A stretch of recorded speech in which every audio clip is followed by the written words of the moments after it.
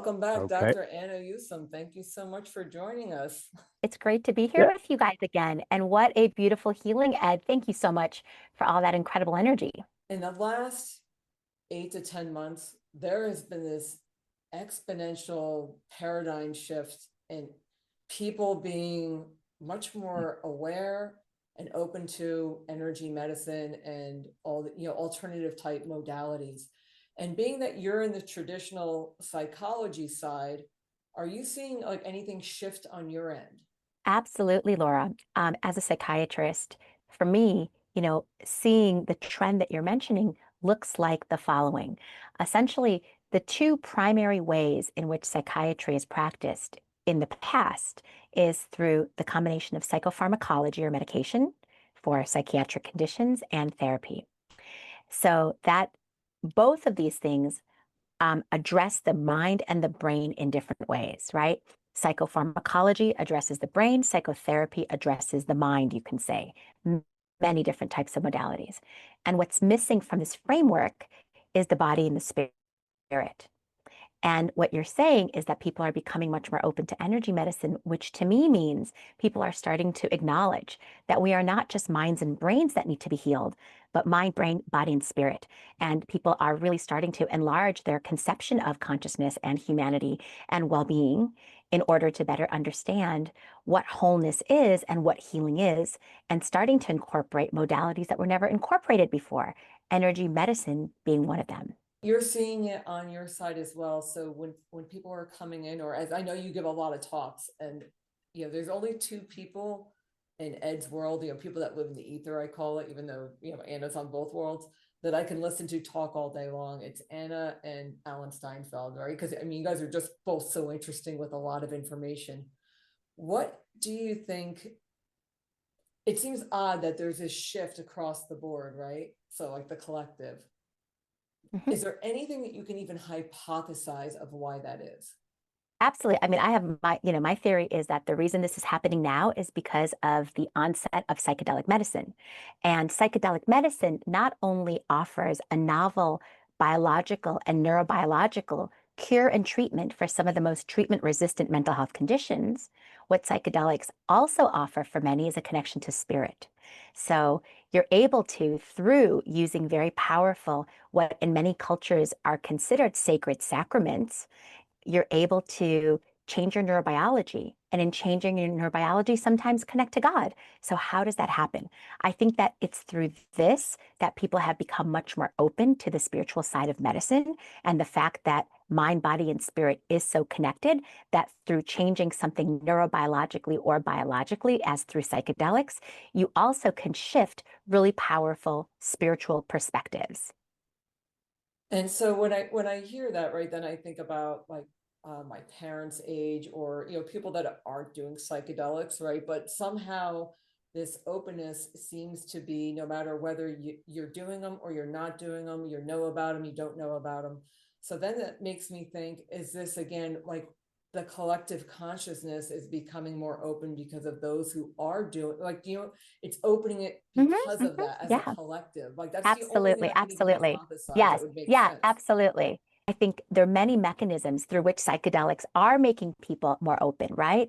And I think you're exactly right that at the energetic level, by virtue of certain people starting to reach very high states of consciousness through psychedelics, as people have with meditation through the Maharishi effect, right? It's been shown there's certain studies that suggest that if you have 1% of a population meditating, that reduces crime in the community. That basically elevates the consciousness of the whole community, and there's less crime and overall higher standard of safety and well-being. So in a similar vein, what you're proposing is that you have certain people doing psychedelics that elevates the collective, that there's certain people having these experiences that elevate all of us. Absolutely. I think that that's very, very powerful. And perhaps even more important now that we have people doing things that elevate us collectively, when there are certain things that are polarizing us collectively as well. So we need that as an antidote. So that's one mechanism, is this collective, unification and upliftment. Another mechanism is, just through people are doing psychedelics and thereby having spiritual experiences. And all of this together is just raising people's awareness, not necessarily this energetic collective consciousness shift, but people are becoming more aware, more curious, more open, more present. And so through that are becoming more open to energy medicine, more curious about energy medicine. Oh, my friend did it. Oh, my friend had, a positive effect. Oh, somebody was cured from cancer through it. So what do we do? And you have, avatars like Edwards, and you have Joe Dispenza and other people who are doing this incredible work and really helping people through meditation and through the collective energy experience to change the course of their life. And can you chime in on this? Well, I do know that I'm getting a major increase in working with autistic kids. I'm having phenomenal results for them, much more than I even did in the past. One of them's 22 years old, and I mean, just immediate turnaround just in 2 sessions with him now. Yeah, that's something So we're seeing more and more is parents bringing their kids on, especially those that are autistic or even on the spectrum. And they are having phenomenal results with Ed's type of energy. And Anna, so could you hypothesize on that, why Ed's particular type of energy is so effective for that? Yeah, I think that, there could be a few different reasons for that. It's a very interesting effect. And so sometimes autistic children have difficulty with organizing sensory input. They have sensory processing deficits. And so the kind of energy work that Ed does could actually provide an organizing sensory input for these children who may be overwhelmed with touch or maybe overwhelmed with other kinds of treatments. And so it offers this calming, almost proprioceptive input without triggering their defense responses. That's one possibility. But there's, other things too. It's been shown with different energy practices. You know, it's difficult to say conclusively, like the greatest studies and the greatest effect size with energy work has actually been with chronic pain, but it's also been documented for anxiety and for a number of other things. Autistic children in particular often are stuck in a hyperarousal state. So they have high sympathetic system, high cortisol. And so some of the effects of energy healing could actually increase heart rate variability, which is, a measure of your parasympathetic activation. And parasympathetic system is the non-stress system, the rest and digest system. So it's particularly beneficial if children are stuck in this hyperarousal state. That's another reason. And then there's also, some individuals and researchers and clinicians, they observe that autistic individuals, some of them can be particularly sensitive to subtle energies and to the emotional states of others. And this, is the sensory processing difference that we talked about. And this heightened perception of these bioelectromagnetic fields or other subtle phenomena can actually help them be more receptive to the energy work. So those are a few hypotheses. Can anything be known conclusively? Not necessarily. There's many other thoughts as well. Perhaps energy healing offers a more somatic pathway for releasing some stored trauma without having to go through the cognitive or verbal processing that other, trauma healing demands, because many autistic children have experienced trauma medically from a sensory perspective, socially. And so it's hard for them to process verbally. So those are just a few possibilities for that, Ed. And do you think that we were at the Psy Games like a few months ago, and the telepathy tapes were there? People that are on Ed's world or the peripheral of Ed's world usually feel energy right away, right? So that you don't have to like convince them it's real, or they can feel it right away. So these kids that are autistic, what they're finding out is a lot of them have spiritual gifts and able to communicate with their mom without speaking, etc. Right? So my thought process would be, if people in Ed's world are sensitive to energy and these autistic kids are finding out actually have their own special gifts, that would also make sense of why they're so receptive to it. everything's getting more receptive. We got a question here. Dr. Anna, I remember a video where you mentioned recommending clients and colleagues to Ed's energy work. I'd love to hear more about what inspired your recommendation. What benefits have you personally observed on terms of mental and emotional well-being from Ed's work? Great question. Yeah, it's a great question. So, um, I have had a number of clients who I refer to Ed. It's not as much for mental health things that I refer people to Ed. I refer people with incurable terminal cancers to Ed. Those are the majority of the patients I've referred to Ed. And the patients that I've referred have experienced great relief because they can very much sense and feel what Ed was doing. And they had really positive effects. Some were shorter term effects and some were longer term effects. And for many people, it was something that they'd never tried before. And so the idea that another individual was able to somehow change their constitution and their bodies through their energy for many people is a novel concept.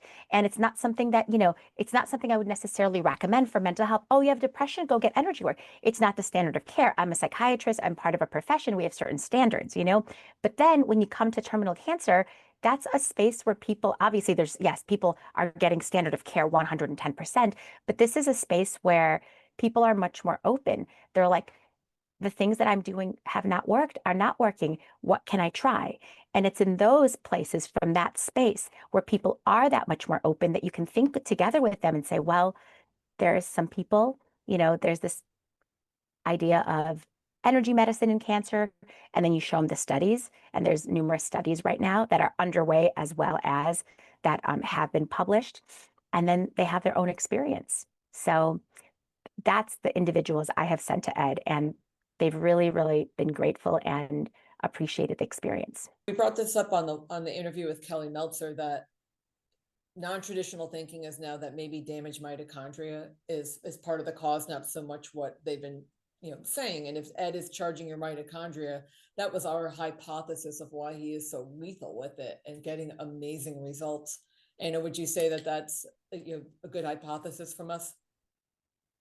Yeah, I mean, absolutely. I mean, I would love to see this tested. I would love to see that, but absolutely. I feel like at the root of any process where the body is in any way deteriorating is a deterioration of mitochondria.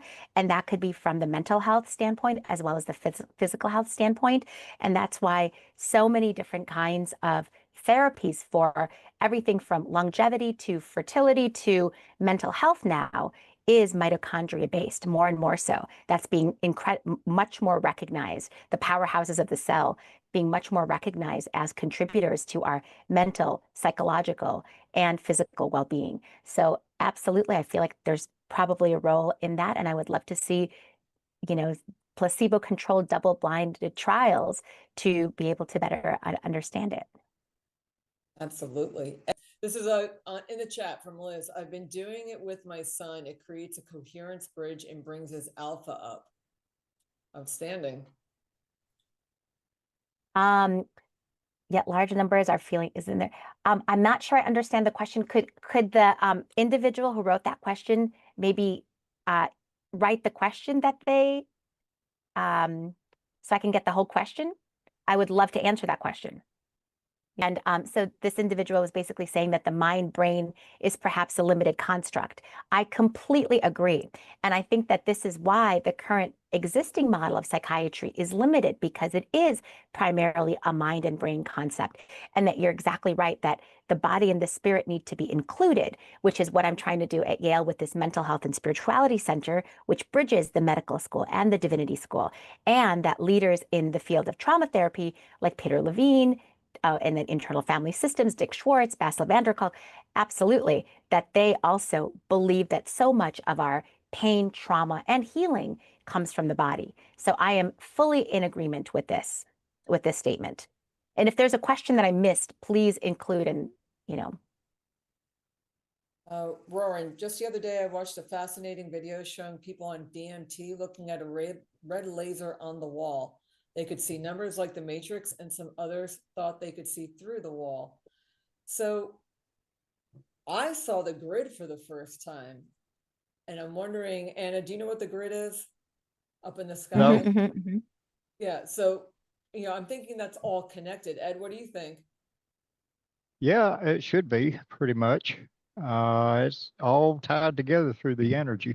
Liz, my son had 2 to 3 words a year ago, and now he will say anything he hears and put several words together to make short sentences.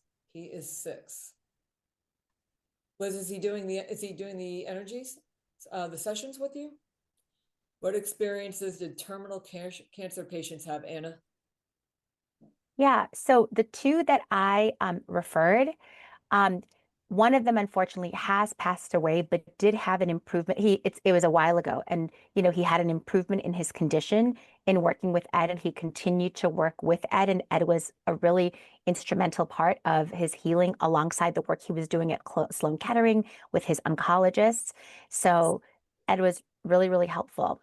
And this is Ari, who you guys probably remember, and that there is another woman who has had breast cancer for a very long time, had this experience long distance with Ed, felt something she'd never felt before, flew to New York to work with Ed directly, and had a remission. So, which is wonderful. And then we have, yeah. And then those are the two specific examples that I had. And what I would recommend, because I'm sure that there are people who've had very significant healings of different sorts that start to, maybe you guys are already doing this, collect videos from people's stories and eventually put all of the anecdotes into a case report that you can publish in a journal if possible. We're trying to get as many testimonies as we can. So guys, if you have one, you can send it to us through the website on the email. We love to hear from everybody because that's how you're all finding us. My mom obviously wasn't quote terminal, but stage 4, 86 and getting sicker by the day. I mean, to me, that is terminal. So for those of you that are new, her story is on Ed's, it's on all his socials and his website. So that alone right there told me that how much more effective this is than the medication that they were giving her. And again, that's not for everybody. Everybody find their own way. But for her at 86, it was. And you would think that would only be for a young person. Yeah. And it's very interesting, like when it comes to cancer, there are numerous things to treat, right? The first thing is the cancer itself. The second thing is the cancer-related distress. And cancer-related distress is numerous things, including cancer pain, including demoralization, which is fear for one's own mortality and existential struggles. And then there's mood effects like anxiety and depression. And there's lots of psychedelics also being used in the terminal cancer population because for a lot of these people, there's so much fear of death, and psychedelics offer something very profound that enables people to see their life in a different perspective and not fear death as much. There's been studies by Roland Griffith at Johns Hopkins in 2016 that showed that, and then a similar study published in the same journal with Stephen Ross at NYU showing this. So, and I think that the data for energy healing is actually similar. So the data for the psychedelics shows it doesn't help the cancer itself, but it does help all the facets of cancer-related distress. And I believe that that's also the case with energy healing. I don't know if I've seen data on energy healing reducing. I think now actually they're doing something with pancreatic cancer. So maybe they're trying to show this. But for my patients, it's definitely helped the cancer-related distress from what I've seen. Ed, this question is for you. Do you have any experience with Alzheimer's? Yeah, I've worked with a few Alzheimer's patients. I've had some good results in that. So you guys, you got to remember the energy knows where to go. So it doesn't matter what you got going on. That's why Ed gets you all resonating on that 1.618 hertz, and then he sends the energy out. So no matter what you got going on, whether, and we see you, whether it's physical or mental, you are getting the benefits.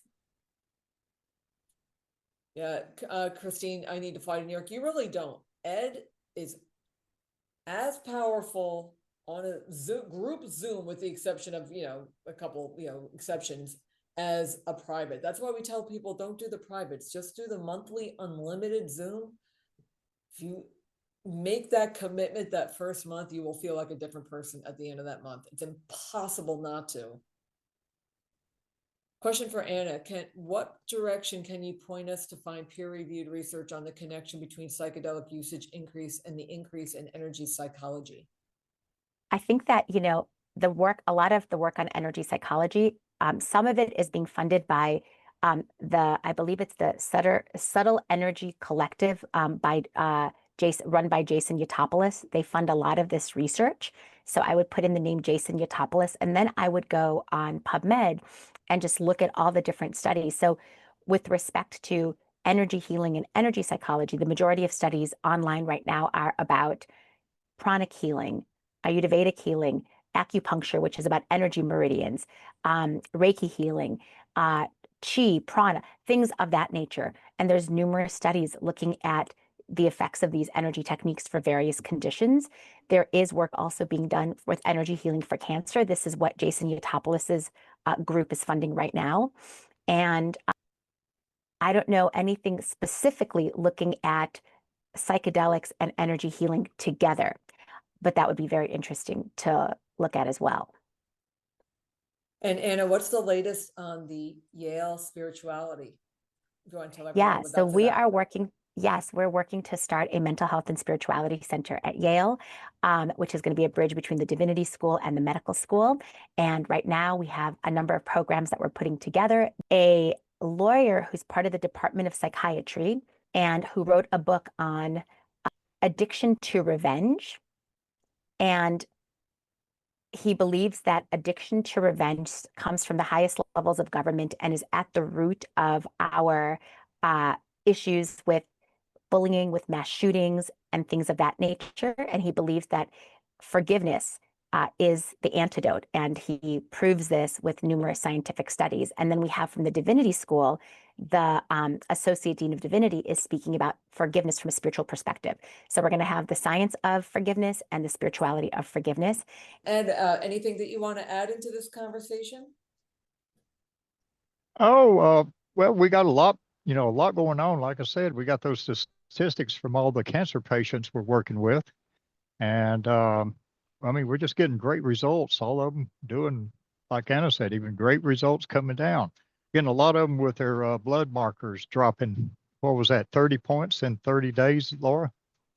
Yeah, I off the top of my head, I don't know the exact amount, but if you guys check out the Kelly Meltzer interview, that is also on all of Ed's information. This is why getting testimonies from you guys is so important. When you see that interview, it's in my opinion the single most important piece of information we have out there right now, because it just covers everything about Ed and the effects of Ed and what it can do. And you have choices, we're not all just stuck with, one option when we get the bad news. All right, here's a great question from Sarah. Anna, if you had unlimited funding, what would you focus research on?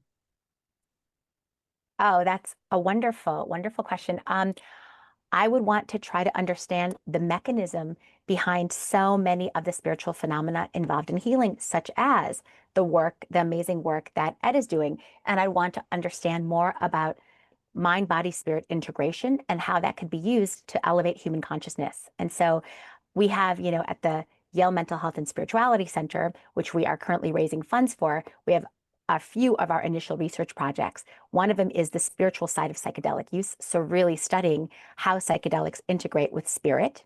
Second is to look at intuitive processes, claircognizance, clairvoyance, clairaudience, clairsentience, ways in which we receive intuition and how that's done and how that could be increased in positive, healthy ways.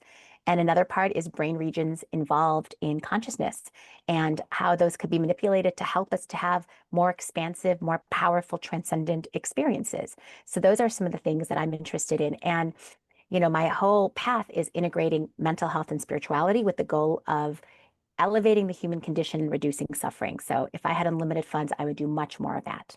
Thank you for the question.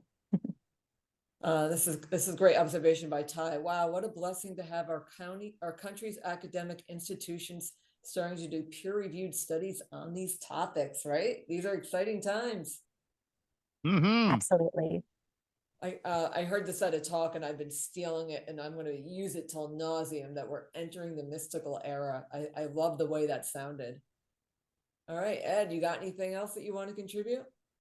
Well, we're doing good here. I'm glad we had Anna to come in with us, give us a little update and everything, and to share with her the information. I really want to see if we can get this thing with autistic kids going. I'm just having such a phenomenal. Every one of them I'm working on is just an instant results out of them.